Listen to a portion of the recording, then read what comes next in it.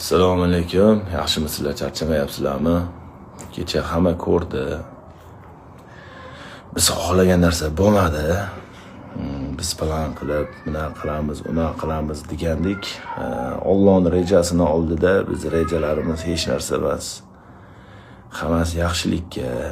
Alloh bundan keyin nima bo'lishini biladi. O'shaning uchun bizga xohlamaydi, sinovga soladi yaxshi ko'rgan bandasini.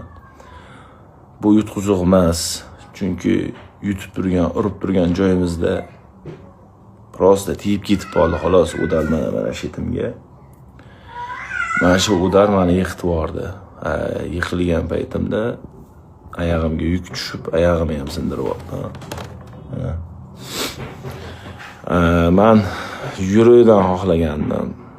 Hatto ko'zlarimdan yosh chiqib so'ragandim Xudoyimdan. Keyin uydagilar ham telefon qilib aytishgandi. Yutsang, keyin $2000 bonus bersa inshaalloh o'sha bonusga bizni ro'za Ramazonda dadanglar bilan meni umraga jo'natib yuborasan deyishgandi. Xudo xolasa akkaunt qilib yutsam $2000 Xudo xolasa uydagilarni umraga jo'nataman deb juda ham xohlagandim. Nasib.